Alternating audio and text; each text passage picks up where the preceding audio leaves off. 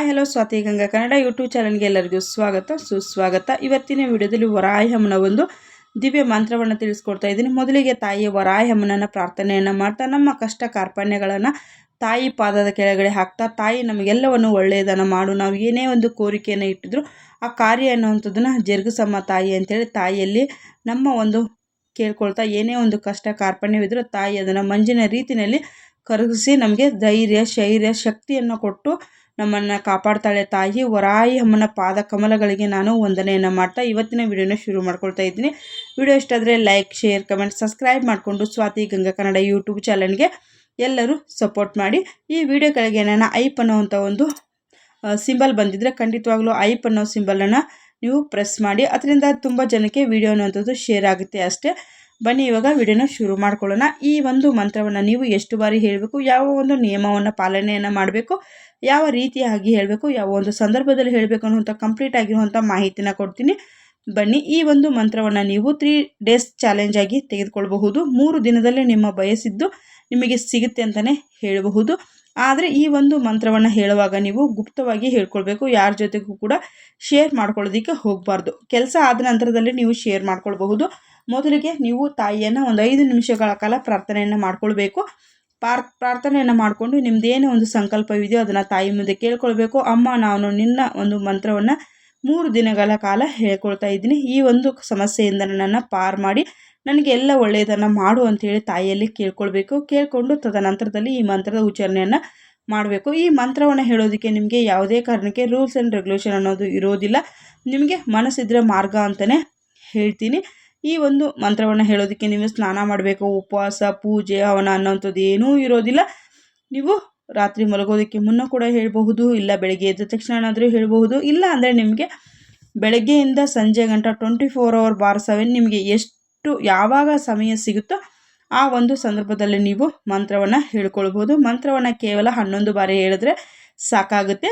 ಇದು 3 ದಿನದಲ್ಲಿ ನಿಮ್ಮ ಕೆಲಸ ಅನ್ನುವಂಥದ್ದು ಕಾರ್ಯ ಅನ್ನುವಂಥದ್ದು ಜರುಗುವಂಥದ್ದು. ಹಾಗಾಗಿ ಖಂಡಿತವಾಗ್ಲೂ ನೀವು ತಾಯಿಯಲ್ಲಿ ನಿಮ್ಮದು ಏನೇ ಒಂದು ಕಷ್ಟ ಕಾರ್ಪಣ್ಯಗಳಿದು, ಯಾರ್ಯಾರಿಗೆ ಯಾವ ರೀತಿ ಕಷ್ಟ ಇರುತ್ತೆ ಅಂಥೇಳಿ ನಮಗೆ ಗೊತ್ತಿರೋದಿಲ್ಲ.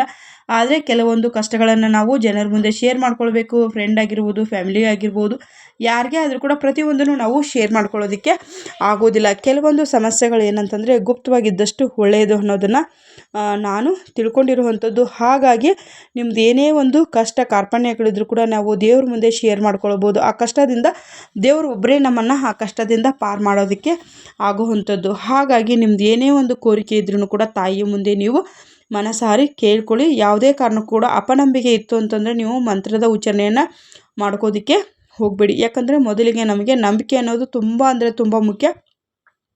ನಾವು ಏನೇ ಒಂದು ಕೆಲಸವನ್ನು ಮಾಡಿದಾಗ ನಮಗೆ ಇದರಿಂದ ಸಕ್ಸಸ್ ಸಿಗುತ್ತೆ ಅಂತೇಳಿ ಫಸ್ಟು ನಮ್ಮ ಮನಸ್ಸಿನಲ್ಲಿ ಒಂದು ದೃಢ ಸಂಕಲ್ಪ ಅನ್ನುವಂಥದ್ದು ಆಗಬೇಕು. ಆವಾಗ ಮಾತ್ರ ನಮಗೆ ಸಕ್ಸಸ್ ಅನ್ನುವಂಥದ್ದು ಸಿಗುವಂಥದ್ದು. ವರಾಹಿ ಅಮ್ಮನ ಒಂದು ಎಷ್ಟು ಪವರ್ಫುಲ್ ಆಗಿರುವಂಥ ದೇವರು ಅಂತಂದರೆ, ನಾವು ಏನೇ ಒಂದು ಕೇಳ್ಕೊಂಡ್ರೂ ಕೂಡ ತಕ್ಷಣಕ್ಕೆ ಹೊರಗಳ ಕೊಡುವಂಥ ತಾಯಿ ಅಂತಂದರೆ ವರಾಹಿ ಅಮ್ಮನೇ ಅಂತಲೇ ಹೇಳಬಹುದು. ತಾಯಿಯನ್ನು ಮೊದಲಿಗೆ ನಾವು ಮನಸಾರೆ ನಂಬಬೇಕು. ನಂಬಿದ್ರೇ ಮಾತ್ರ ಆ ತಾಯಿ ನಮಗೆ ಎಲ್ಲವನ್ನು ಒಳ್ಳೆಯದನ್ನು ಮಾಡಿ ನಮ್ಮ ಬೆನ್ನಿಗೆ ಶ್ರೀ ರಕ್ಷೆ ಥರನೇ ತಾಯಿ ನಮ್ಮನ್ನು ಕಾಯುವಂಥದ್ದು. ಹಾಗಾಗಿ ನೀವು ವರಾಹಿ ಅಮ್ಮನ ಒಂದು ರೀತಿಯಲ್ಲಿ ನೀವು ಮನಸ್ಸಿನಲ್ಲೇ ತಾಯಿಯನ್ನು ಸಂಕಲ್ಪವನ್ನು ಮಾಡಿಕೊಂಡ್ರೆ ಸಾಕು ಅಂತಲೇ ತಿಳಿಸ್ಕೊಡ್ತೀನಿ. ತಾಯಿಯನ್ನು ನೀವು ಮನಸ್ಸಿನಲ್ಲಿ ಕೇಳಿಕೊಂಡು ನಿಮ್ಮ ಮನೆಯಲ್ಲಿ ಧೂಪ ದೀಪಗಳನ್ನು ಹಾಕೋದ್ರಿಂದ ಕೂಡ ಎಷ್ಟೋ ಒಂದು ತಾಯಿಯ ನಾಮವನ್ನು ಜಪಿಸೋದ್ರಿಂದ ಕೂಡ ಎಷ್ಟೋ ಒಂದು ನಮ್ಮದು ದೋಷಗಳನ್ನುವಂಥದ್ದು ಪಾಪಗಳನ್ನುವಂಥದ್ದು ಪರಿಹಾರ ಅನ್ನುವಂಥದ್ದಾಗುತ್ತೆ. ಅಮಾವಾಸ್ಯೆ, ಹುಣ್ಣಿಮೆ, ಪೌರ್ಣಮಿ, ಅಷ್ಟಮಿ, ಪಂಚಮಿ ದಿನಗಳಲ್ಲಿ ತಾಯಿಯನ್ನೇ ನಿಮ್ಮ ಮನೆಯ ದೀಪದಲ್ಲಿ ಆವಾಹನೆಯನ್ನು ಮಾಡಿ ಧೂಪ ದೀಪಗಳನ್ನು ಹಾಕೋದ್ರಿಂದ ಕೂಡ ಎಷ್ಟೋ ಒಂದು ನಿಮ್ಮ ಮನೆಗೆ ಪಾಸಿಟಿವ್ ವೈಬ್ಸ್ ಅನ್ನುವಂಥದ್ದು ಬರುತ್ತೆ. ಎಷ್ಟೋ ಒಂದು ನಿಮಗೆ ಮನೆಯಲ್ಲಿ ಸುಖ ಶಾಂತಿ ನೆಮ್ಮದಿ ಆಗಿರ್ಬೋದು, ಮನೆಯಲ್ಲಿ ಎಂಥದ್ದೇ ಒಂದು ನೆಗೆಟಿವ್ ಎನರ್ಜಿ ಇದ್ದರೂ ಕೂಡ ಆಚೆ ಹೋಗುವಂಥದ್ದಾಗುತ್ತೆ. ಹಾಗಾಗಿ ನೀವು ತಾಯಿಯನ್ನು ಮನಸಾರೆ ಸ್ಮರಣೆಯನ್ನು ಮಾಡ್ತಾ ತಾಯಿಯಲ್ಲಿ ನಮ್ಮ ಒಂದು ನಂಬಿಕೆಯನ್ನು ಇಡಬೇಕು. ನಂಬಿಕೆಯನ್ನು ಇಟ್ಟು ನೀವು ಈ ಒಂದು ಮಂತ್ರವನ್ನು ಹೇಳ್ಕೊಳ್ಳೋದ್ರಿಂದ ನಿಮಗೆ ತುಂಬ ಅಂದರೆ ತುಂಬ ಒಳ್ಳೆಯದಾಗುತ್ತೆ. ಈ ಒಂದು ಮಂತ್ರವನ್ನು ನಿಮಗೆ ಯಾವಾಗ ಸಮಯ ಸಿಗುತ್ತೋ ಆ ಒಂದು ಸಮಯದಲ್ಲಿ ಹೇಳ್ಕೊಳ್ಳಿ. ಆದಷ್ಟು ಗುಪ್ತವಾಗಿ ಈ ಮಂತ್ರವನ್ನು ಇಟ್ಕೊಳ್ಳಿ. 3 ದಿನದ ಚಾಲೆಂಜ್ ಆಗಿರುತ್ತೆ. 3 ದಿನದಲ್ಲಿ ನೀವೇನು ಅಂದ್ಕೊಂಡಿರ್ತೀರೋ ಆ ಕಾರ್ಯ ಅನ್ನುವಂಥದ್ದು ಆಗುತ್ತೆ. ಆದಷ್ಟು ನಂಬಿಕೆ ಇಟ್ಟು ಈ ಮಂತ್ರವನ್ನು ಹೇಳ್ಕೊಳ್ಳಿ. ಬನ್ನಿ ಇವಾಗ ಸ್ಕ್ರೀನ್ ಮೇಲೆ ಮಂತ್ರ ಬರ್ತಾ ಇದೆ.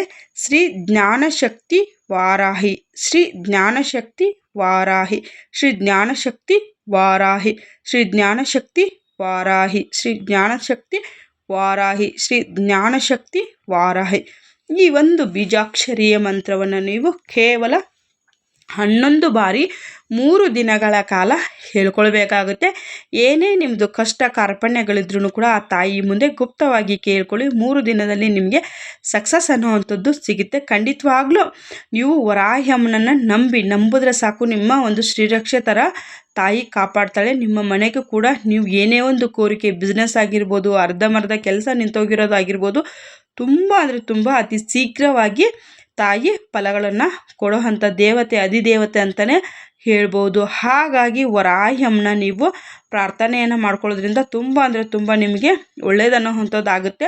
ತಾಯಿ ವರಾಹಿ ಅಮ್ಮನ ಮಂತ್ರಗಳನ್ನು ಅಷ್ಟೇ ನೀವು ವಿಡಿಯೋನ ಇರ್ಬೋದು, ಇವಾಗ ಏನು ಯೂಟ್ಯೂಬ್ಗಳು ಬಂದಿದೆ, ನೀವು ವರಾಹಿ ಅಮ್ಮನ ಮೂಲ ಮಂತ್ರಗಳನ್ನು ಕೇಳೋದ್ರಿಂದ ಕೂಡ ನಿಮಗೆ ಎಷ್ಟೋ ಬೇಕೋ ಅಷ್ಟು ಒಳ್ಳೆಯದನ್ನುವಂಥದ್ದು ಆಗುತ್ತೆ. ಖಂಡಿತವಾಗ್ಲೂ ಈ ಒಂದು ಮಂತ್ರವನ್ನು ಹೇಳ್ಕೊಂಡು ನಿಮ್ದು ಏನೇ ಒಂದು ಕಷ್ಟ ಕಾರ್ಪಣ್ಯಗಳಿದ್ದರೂ ಕೂಡ ಕೆಲವೊಂದು ಸಮಸ್ಯೆಗಳನ್ನು ಹೇಳ್ಕೊಳ್ಬೇಕಾಗುತ್ತೆ, ಕೆಲವೊಂದು ಸಮಸ್ಯೆಗಳನ್ನ ಹೇಳ್ಕೊಳಕ್ಕಾಗೋದಿಲ್ಲ. ಅಂಥ ಒಂದು ಸಮಸ್ಯೆಯನ್ನು ನೀವು ತಾಯಿ ಮುಂದೆ ಕೇಳಿಕೊಂಡು ನಿಮ್ಮ ಏನೇ ಒಂದು ಕೋರಿಕೆ ಇದ್ದರೂ ತಾಯಿ ಬಗೆಹರಿಸ್ತಾಳೆ ಅಂಥೇಳಿ ಕೇಳ್ಕೊಳ್ತೀನಿ. ಖಂಡಿತವಾಗ್ಲೂ ವರಾಹಿ ಅಮ್ಮ ನಿಮ್ದು ಏನೇ ಒಂದು ಕೋರಿಕೆ ಇದ್ರೂ ಕೂಡ ಈಡೇರಿಸಲಿ ಅಂಥೇಳಿ ಕೇಳ್ಕೊಳ್ತೀನಿ. ವಿಡಿಯೋ ಇಷ್ಟ ಆಗಿದ್ದರೆ ಲೈಕ್ ಮಾಡಿ, ಶೇರ್ ಮಾಡಿ, ಸಬ್ಸ್ಕ್ರೈಬ್ ಮಾಡಿಕೊಂಡು ನಿಮ್ಮ ಅನಿಸಿಕೆ ಅಭಿಪ್ರಾಯಗಳನ್ನು ಖಂಡಿತವಾಗ್ಲೂ ಕಮೆಂಟಲ್ಲಿ ಬರೆದು ತಿಳಿಸಿ.